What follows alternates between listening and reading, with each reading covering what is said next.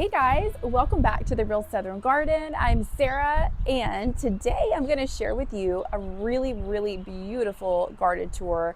I actually went on this garden tour this past weekend, Mother's Day weekend, and we did it on Saturday, and the weather was absolutely terrible. It was pretty much the worst weather you can get for a garden tour. Lots of rain, lots of wind, and it was 55 degrees, which I have never had a Mother's Day weekend or any day in May that I actually remember in the South being that cold. So the short time I lived in Chicago with my husband, of course, there were many of those 55-degree days in May, but this was very unusual for anywhere in the South and definitely for the greater Atlanta area. But we still did the garden tour. It was actually part of the Cobb, which is one of the counties here in Georgia, Cobb County, Cobb Master Gardeners garden tours that they have going on. These are private gardens that of course they open up for one day, rain or shine, so we had to go every year, and they are just such a neat group of people. I hope to be a member one day of the Master Gardeners here in Cobb County. Right now I have to really pick and choose what meetings I can go to and what things I can attend, because I have little kids still, 10-month-old and a 6-year-old. Obviously you guys know that if you've watched my other videos. So hope to do lots and lots of things with lots of different organizations in the future. But all of that said, we still made the garden tour and we filmed it, and we met the owners of the home, and they invited me to come back sometime, so we definitely will be back on hopefully a beautiful sunny day. And we didn't use microphones or anything like that. I didn't mic up the owners and go through the gardens with them because the weather was so bad. It was just raining. I'm lucky that I was able to get the video I was able to get. I had to go in between rain showers and start and stop, and the microphones would not, the little ones that you wear on your shirt like this, would have not done well. So it's still a very beautiful garden tour. I always love to have the owners, if I can, go along with me so that I can talk about the different plants and their plans and how they got into gardening, just all the fun things that we as gardeners love to talk about. But I know you're gonna love it anyway. What else was I gonna tell you? Also, for all of you local people that are local to the Atlanta area, I met the tour chair of the American Hydrangea Society, and they are going to have their 30th annual garden tour coming up here on Saturday, June 14th. I plan to be there.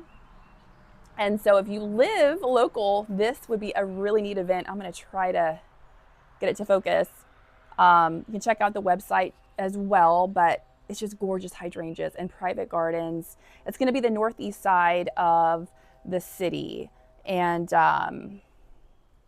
really, it's their 30th annual one. It's going to be really neat. I love hydrangeas. I love all plants, but I love hydrangeas. You got to have them in the South, Blue is my favorite. But anyway, check this out if you are local. I think you'll love it. And by the way, if you need a new gardener nail polish, I call it, this is a good time for me to talk about it. You can see it right here. This little light color that I wear. It's linked in the description. I talk about it periodically. This is like the only color I wear, and it's from Mineral Fusion. It's pretty good for your nails. But I'm so hard on my hands. I'm always outside. I'm with the kids. I'm washing dishes. What I love about this is when it comes off, you can't tell. So I've got my gardener nail polish on right now. So if you are in need of a good nail polish that makes your nails look like they are presentable, but yet when it does chip, you can't tell, you need this nail polish. It's in the description. So check it out if you're interested. But let's get into this video. Let me take you back to just 2 days ago. We went to this beautiful house for this garden tour in the rain. It's 3/4 of an acre, and they don't use any chemicals on their property. They have just used cardboard and mulch. They use a lot of native plants, and it's pretty spectacular. So let's go take a look. All right, here we go, pulling up to their beautiful home.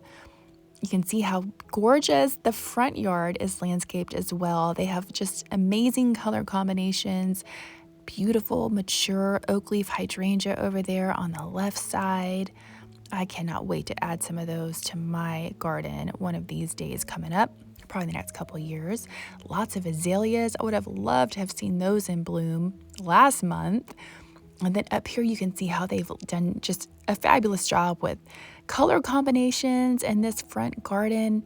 I believe that's a dwarf Japanese maple there in the center. Oh my goodness, I just love it. The chartreuse green and then the lighter green. There's some heuchera mixed in there.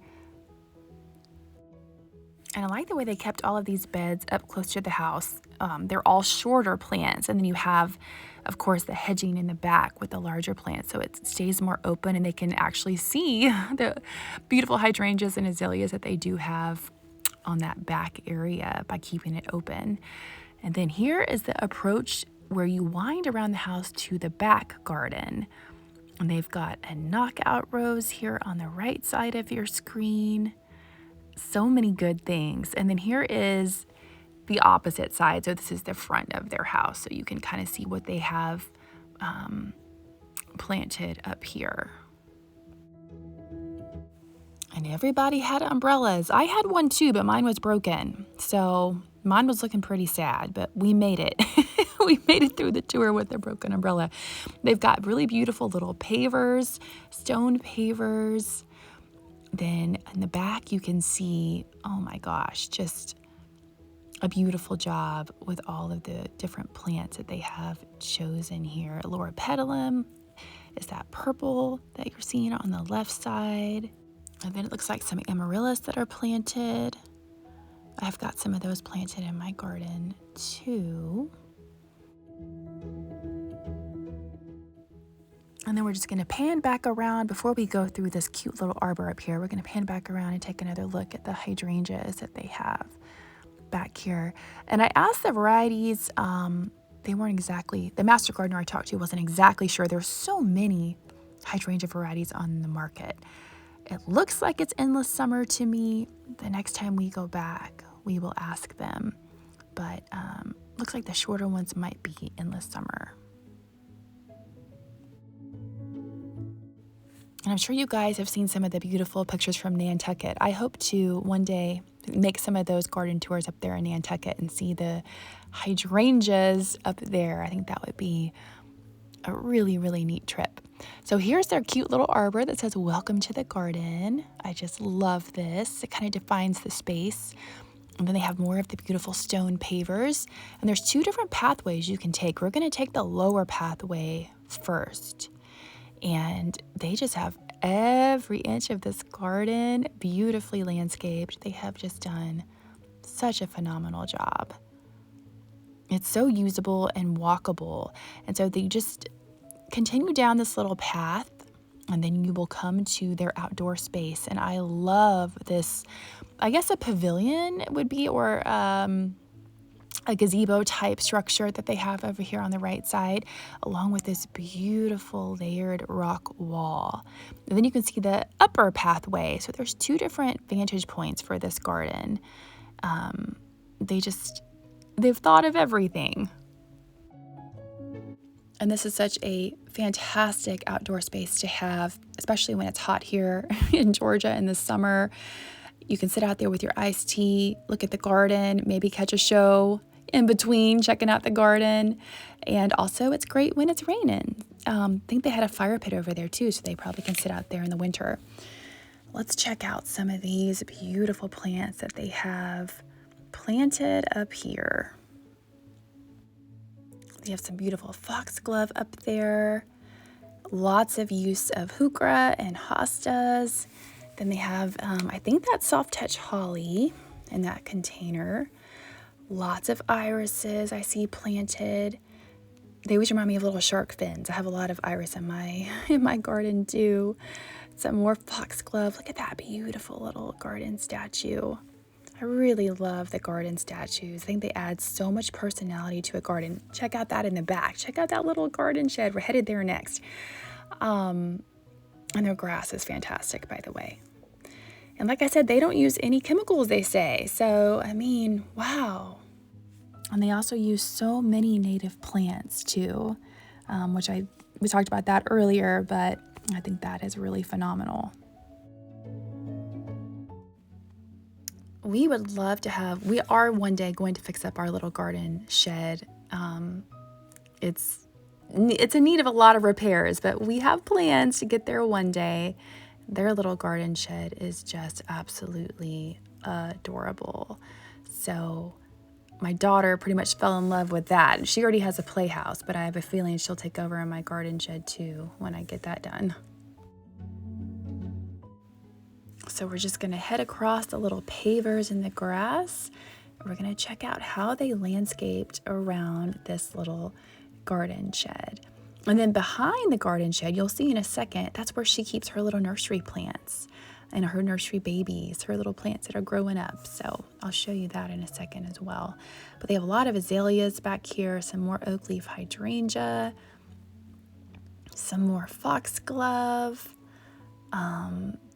They just did there's so much layering and just a really great, they really paid attention to scale and did a great job. And I also love all the little bunnies that they have. I am very partial to garden bunnies too, and I'm hoping to add some. This little bird bath in the back actually has a fountain. It wasn't on in this shot, but I did see it on, there it is on, okay. So it's a little fountain in there. But beautiful foxgloves in the back. And just all of the color, and things look a little bit different in the rain, as you know, versus when it's really sunny. I think some things actually show up even better. And then here's a little shot of my daughter learning about a cup plant. Up the stem, and you can see here, come close. A cup plant. And you see how it collects water in the cup? Interesting.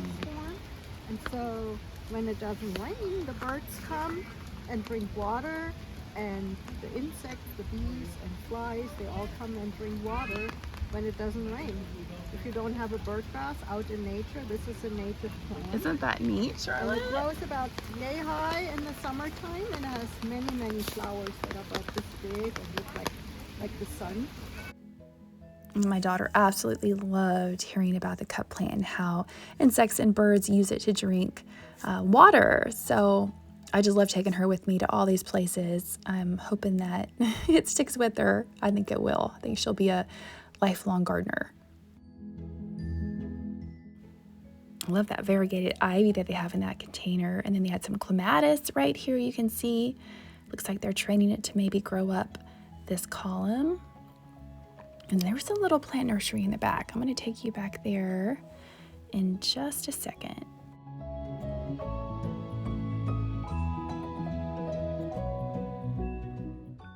And here's another look of the garden facing the opposite direction with a little bird bath fountain. And I love these little solar lanterns that she has. I've been looking at those at a couple different places. I'd like to put a couple in my garden too. I think they add some really nice, cute light when it's dark, obviously, and they're really beautiful during the day too. And I also really like their pathways, the way they used this, I guess pea gravel would be the correct name for that gravel type. I really like the color and the crunchy sound that it makes when you walk. And this beautiful garden book here, The Weekly Weeder. How cool is that? I would love to have something like that in my garden. So definitely got lots of great ideas for garden statuary and different little garden ornaments that I might want to add to my garden. And it looks like there's lots of azaleas back here planted. I'm telling you, I'm gonna have to come here for azalea season and see this garden because I bet it's just phenomenal then as well. And then here's her little nursery here on the back side with all her little baby plants that she's growing up. It is so cute. It reminds me of like a little children's nursery. It's just so sweet and really tidy. It's quite tidier, if that's a word, tidier. It is a word. Than my plant nursery. Mine is a little not as beautiful as this one. My little seedlings are just kind of thrown out on the concrete, but hers is adorable the way she has it stylized and set up.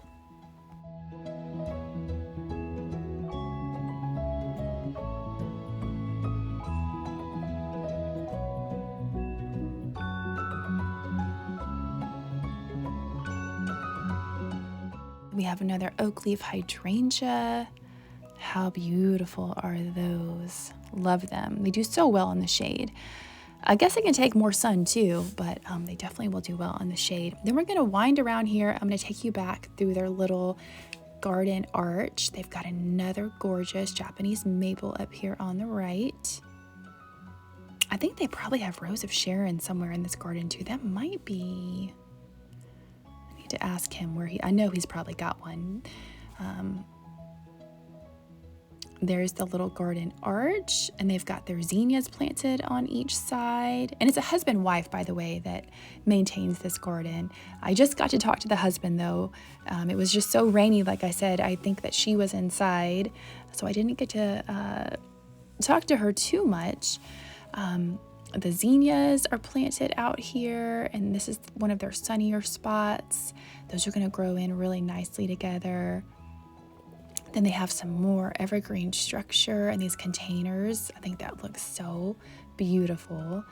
Some more hydrangeas back here, and they have a ton of mulch. I love the way fresh mulch looks. Oh, it's my favorite. And then I love all the little cute seating areas. I think that is so important in a garden. They have that cute little pillow out there.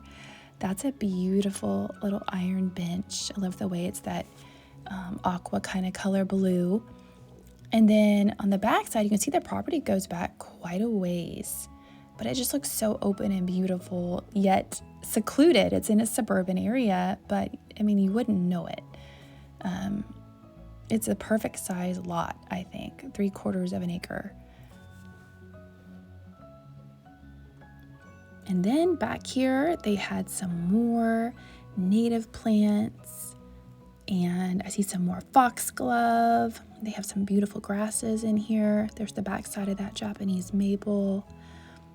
And then there's the back side of that little garden shed. Look at the layering. I mean, they have done such a great job. There's always something beautiful blooming. There's a magnolia back there in the back. That's a really good size magnolia too.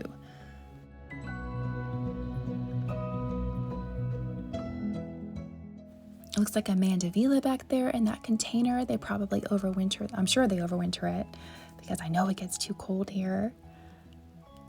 Some beautiful things over here underneath this little magnolia.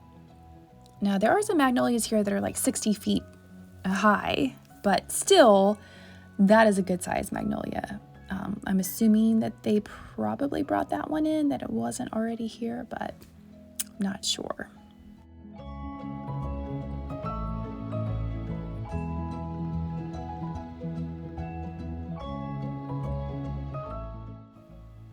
And then we're going to turn back around, and I'm going to take you back the other way, back through the little arbor and up the pathway.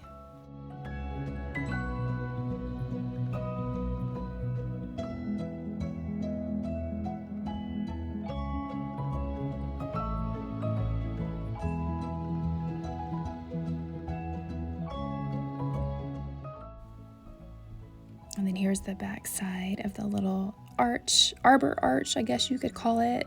I actually want to get 2 of those for my rose garden and put roses on it on my little sidewalk back there on each side.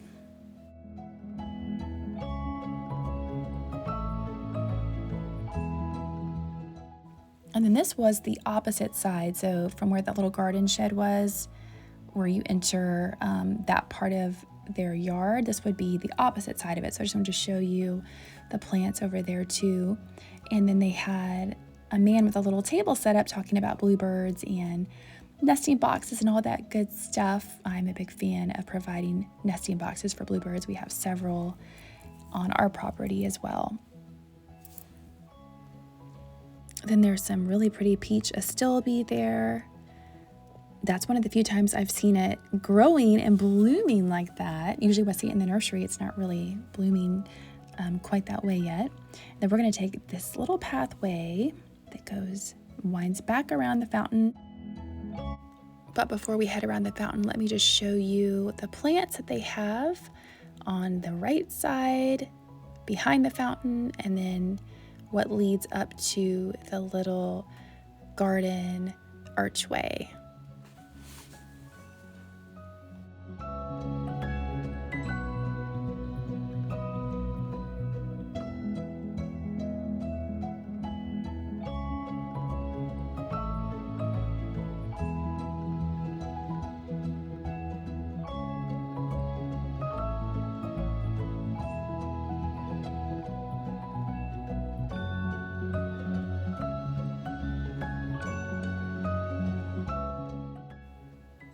All right, then we're gonna go back down this pathway that leads to the fountain. I have those same little planters that they just have right there, but mine are painted white.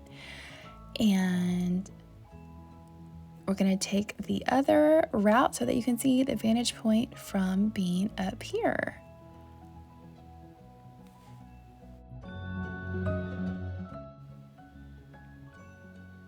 And then we'll just turn around. They have a little seating area. We'll turn around and go back down that pathway so I can show you what it looks like, and you can see the outdoor space down below.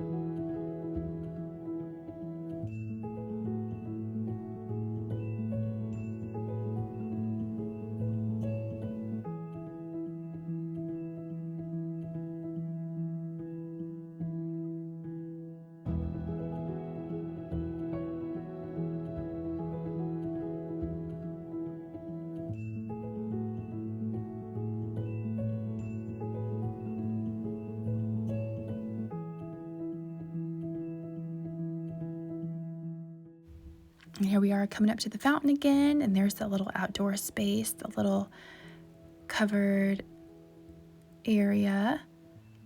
I just love these pathways. They are so nice and so clean. Even in the rain, you can just see how tidy they are.